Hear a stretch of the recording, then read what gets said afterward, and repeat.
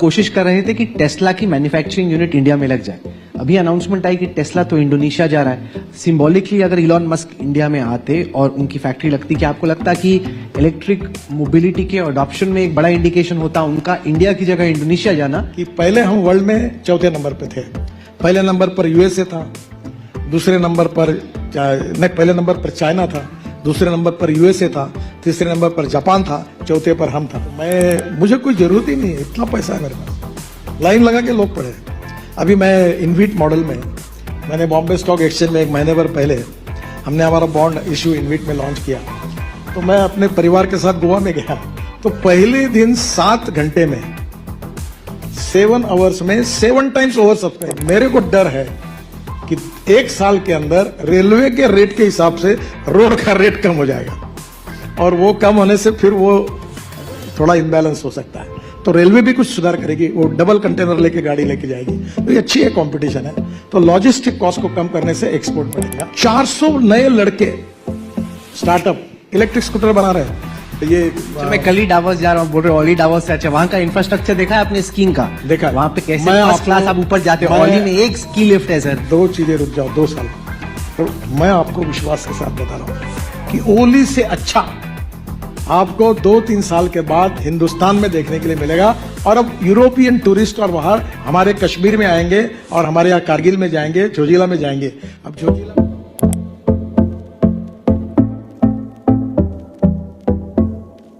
आप कोशिश कर रहे थे कि टेस्ला की मैन्युफैक्चरिंग यूनिट इंडिया में लग जाए। अभी अनाउंसमेंट आई कि टेस्ला तो इंडोनेशिया जा रहा है। सिंबॉलिकली अगर इलॉन मस्क इंडिया में आते और उनकी फैक्ट्री लगती, क्या आपको लगता कि इलेक्ट्रिक मोबिलिटी के अडॉप्शन में एक बड़ा इंडिकेशन होता उनका इंडिया की जगह इंडोनेशिया जाना? एज ट्रांसपोर्ट मिनिस्टर आप कैसे? आप अभी कल दिल्ली जाओ और एक बार ऑटो एक्सपो में जाओ और इलेक्ट्रिक कार देखो। मैं अब कंपनियों के नाम नहीं लेता, मैंने लॉन्च की बहुत सी। मैंने हमारे भारतीय उद्योजकों को एक बार नाराज होकर कहा था, कॉस्ट सेंट्रिक मत बनो, क्वालिटी सेंट्रिक बनो। और आज हमारे कंपनियों का मार्केट शेयर बढ़ गया, और बेस्ट क्वालिटी की कार वहां है, कोई टेस्ला से कम नहीं है। टेस्ला का स्वागत है, रेड कारपेट है। पर वो कहेंगे कि चाइना में बनाएंगे और हिंदुस्तान में बेचेंगे और हमको कंसेशन मिले, ये कैसे संभव है? वो हिंदुस्तान में मैन्युफैक्चरिंग करें। हमारी 7.5 लाख करोड़ की ऑटोमोबाइल इंडस्ट्री है।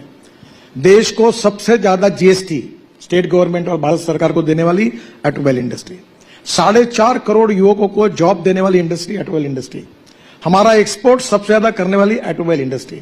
और आज मैं आपको बताता हूं, मैं ये बात कह चुका हूं कि पहले हम वर्ल्ड में चौथे नंबर पे थे। पहले नंबर पर यूएसए था, दूसरे नंबर पर पहले नंबर पर चाइना था, दूसरे नंबर पर यूएसए था, तीसरे नंबर पर जापान था, चौथे पर हम था। अब मैं इस विभाग का मंत्री हूं, मुझे बहुत खुशी है, कल मैंने सभी स्टेक होल्डर्स को धन्यवाद दिए। अब हम जापान को पीछे डालकर तीसरे नंबर पर गए। अब electric, ethanol, methanol, biodiesel, bio LNG, bio CNG और इलेक्ट्रिक बसेस, इलेक्ट्रिक ट्रक सब मैंने देखी, हाइड्रोजन। मैं आपको बताता हूं कि 5 साल के अंदर, वैसे मैं बोलता हूं वो बातें 100% होती है, तो 5 साल के अंदर वर्ल्ड में नंबर 1 का ऑटोमोबाइल मैन्युफैक्चरिंग हब इंडिया बनेगा, और इंडिया से सब एक्सपोर्ट होगा। एक बात मैं आपको बताता हूं जो मेरे डिपार्टमेंट की है। अब मुझे investment, don't take it other way, मैं एरोगेंट नहीं हूं, तो मुझे कोई जरूरत ही नहीं है, इतना पैसा है मेरे पास, लाइन लगा के लोग पड़े हैं। अभी मैं इनविट मॉडल में, मैंने बॉम्बे स्टॉक एक्सचेंज में 1 महीने भर पहले हमने हमारा बॉन्ड इश्यू इनविट में लॉन्च किया। 10 दिन का टाइम था, और 10 दिन के बाद मुझे बॉन्ड इश्यू क्लोज करना था। तो मैं अपने परिवार के साथ गोवा में गया, तो पहले दिन 7 घंटे में 7 आवर्स में 7 टाइम्स ओवर सब्सक्राइब हुआ। अब मैं 8.50% रिटर्न दे रहा हूं। बैंक वाले मेरे ऊपर नाराज होंगे। मैंने पहले आपको कहेंगे 2 धंधे मैंने अभी खराब किए।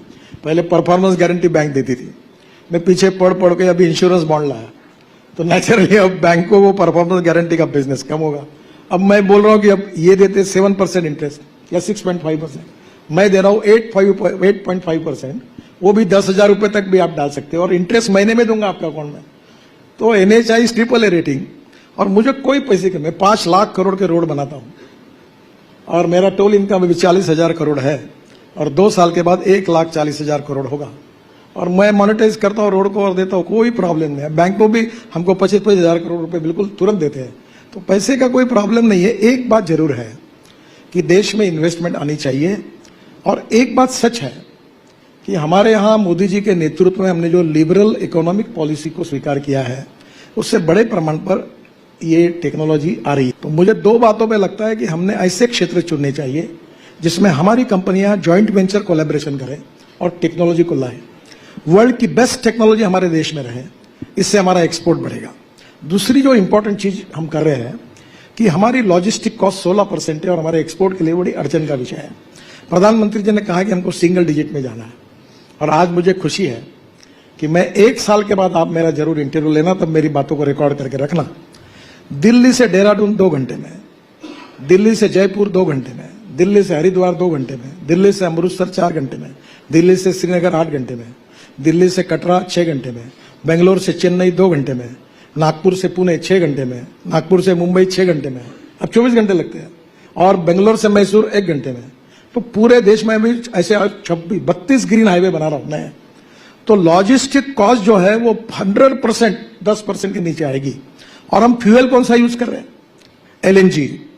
अभी एलएनजी में अगर आज ट्रक चलाएंगे तो डीजल का जितना खर्चा है उसके 40% एलएनजी पे ट्रक चलता है। अब ब्लू एनर्जी के ट्रक अभी आ गए, अभी कल वो कुमिंस कंपनी के आए, टाटा के आए, लेलैंड के आए। अब एलएनजी बनेगा परली से, और वैसे इंपोर्टेड भी करना पड़ा, एकदम इतना नहीं बनेगा। तो नेचुरली लॉजिस्टिक कॉस्ट कम होगी। दूसरा, एक ट्रक अब दिल्ली से मुंबई 12 घंटे के बजाय कार आती है वो 18 घंटे लगेंगे, अभी 48 घंटे लग रहे हैं। तो एक ट्रक जो महीने में 4 बार या 5 बार आता था वो 8 से 9 बार आएगा, तो कॉस्ट कम हो जाएगी। मैं आपको बताता हूं, ऐसा थोड़ा सा प्रॉब्लमेटिक हो जाएगा, क्योंकि हमारी पहली प्रायोरिटी है वाटरवेज को।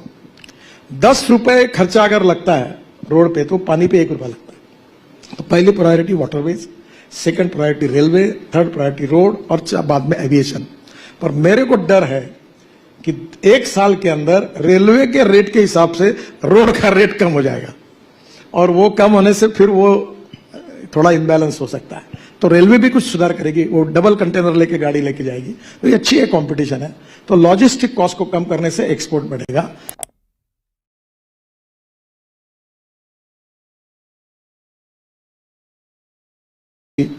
चार 400 नए लड़के स्टार्टअप इलेक्ट्रिक स्कूटर बना रहे हैं, और उन्होंने क्या किया कि ये 125-130 किलोमीटर की बैटरी इनके पास है।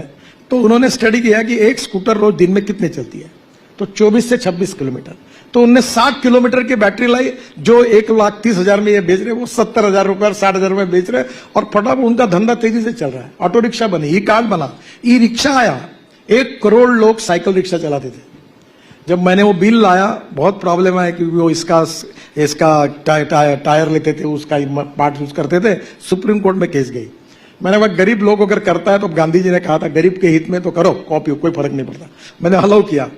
आज 1 करोड़ लोग जो साइकिल रिक्शा चलाते थे, आपको एक साइकिल रिक्शा देश में नहीं दिखता, अब सब मैकेनिक्स ड्रिवन ई रिक्शा चला रहे। ये मानवता के आधार पर बड़ा काम होगा। तो टेक्नोलॉजी ड्रिवन इकोनॉमी, ये हमारी सबसे बड़ी स्ट्रेंथ है। हमारे आईटी इंजीनियर्स ने, सॉफ्टवेयर इंजीनियर वर्ल्ड में साबित कर दिया कि हमारे पास इतनी कितनी बड़ी क्षमता है। हमारे डॉक्टर्स यूरोप और अमेरिका में 10 में से 4 भारतीय हैं, और सबसे young talented engineering man power किसी देश में तो हिंदुस्तान में है। तो टेक्नोलॉजी रिसर्च जो मैंने बात कही, नॉलेज एज ए पावर, इसका सबसे बड़ा एडवांटेज हम कर सकते हैं। अब मैं स्पष्ट बोलना नहीं चाहता हूं, हमारे साथ कंपटीशन में बाकी भी देश है, पर दुनिया उनके साथ डील करना नहीं चाहती। दुनिया हिंदुस्तान से डील करना चाहते हैं, और निश्चित रूप से अगर हम economic point of view competitive होंगे तो हमारी ग्रोथ बढ़ेगी, एक्सपोर्ट बढ़ेगा, और हमारी जीडीपी ग्रोथ भी बढ़ेगी, और देश भी एक सुपर इकोनॉमिक पावर बनेगा। जैसे मैंने ऑटोमोबाइल इंडस्ट्री की बात की, बाकी इसमें भी हम आगे जाएंगे। जब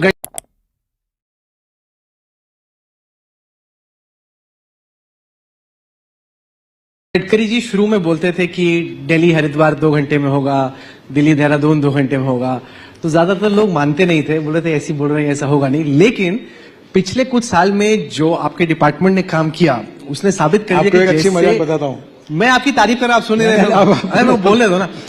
वो ये कि जैसे आपकी एक इमेज बनी महाराष्ट्र में हाईवेज मैन की, मेरे को लगता है I think it deserves a round of applause for the manner in which we actually seen that same Maharashtra model being replicated elsewhere. ये बहुत बड़ी बात है। मतलब कहीं पे अगर काम दिखता है तो इन बड़ी सड़कों पे दिखता है, जहां पे कम से कम गाड़ी अब स्पीड से दौड़ रही है। एक आपको अनुभव बताता हूं, मैं महाराष्ट्र में मंत्री था, तब ये Mumbai Pune express highway, Worli Bandra 55 flyovers बनाने का मुझे मौका मिला। तो मैंने प्रेस कॉन्फ्रेंस करके डिक्लेयर किया कि मुंबई से पुणे 2 घंटे में होगा। अब मैं नाम नहीं लेता, 2 बड़े अखबारों ने मेरे ऊपर एडिटोरियल लिखा और उसमें इतना मेरे ऊपर क्रिटिसाइज किया कि ये पॉलिटिशियन खुद को क्या समझते हैं, कुछ भी बोलते हैं और ये इनको ऐसा लगता है क्या कि ये जो बोलेंगे उस पर हमने विश्वास रखना चाहिए। बाद में ये हाईवे बन गया, अब 2 घंटे में लोग आते हैं, तो अभी मैं उनको मिला तो मैंने कहा आपने तो मेरे ऊपर एडिटोरियल लिखा था, सीनियर जर्नलिस्ट। उन्होंने कहा हमको एक्सपेक्टेशन ही नहीं था ऐसा हो सकता है, हमको कभी लगा ही नहीं। वैसे ही यही है, पर आपको एक बात मैं जितनी बात बता रहा हूं एक भी पूरी बराबर नहीं होगी, तो तुम जरूर ब्रेकिंग न्यूज लगा लेना।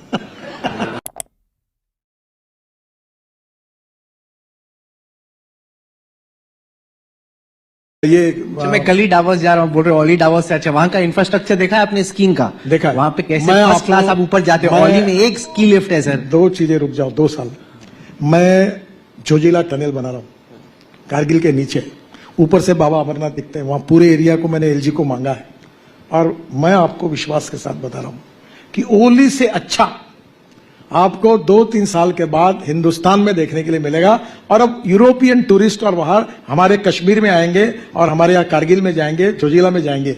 अब जोजिला टनल बन गई जो लद्दाख लेह, यानी आप ये अभी रोहतांग पास गए इतने में 3.5 तास लगता था, अटल टनल बनी 8 मिनट में आ गए।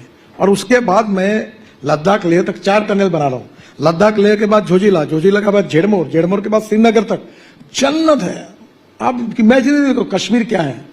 और वहां अगर आपने ये बर्फ गिरता है, मैं आपको बताता हूं, मैं फिर विश्वास के साथ कहता हूं कि डावोस के साथ भी अच्छा, केवल फैसिलिटी चाहिए, रिसोर्ट चाहिए, गेम्स चाहिए, सब ये आइस के ऊपर के, वहां अच्छे प्रकार की व्यवस्थाएं चाहिए, रोड अच्छा चाहिए, हेलीकॉप्टर हवाई जहाज उतरने की व्यवस्था चाहिए। 100% अगर हमने इंफ्रास्ट्रक्चर खड़ा किया तो दुनिया भर के लोग आएंगे। आप कश्मीर में गुलमर्ग कितने लोग जा रहे हैं वो देखो। तब पॉसिबल है अगर आपको ट्रांसपोर्ट के अलावा हम साथ साथ टूरिज्म मिनिस्टर भी बना दें, तब तो कुछ हो सकता है, वरना क्या होगा, सड़क बन जाएगी और आसपास की जो स्की लिफ्ट चाहिए वो नहीं बनेगी। मैं केवल हम लोग हमारी विभाग की ओर से 1 लाख करोड़ के टनल्स और रोड कश्मीर में बना रहे हैं।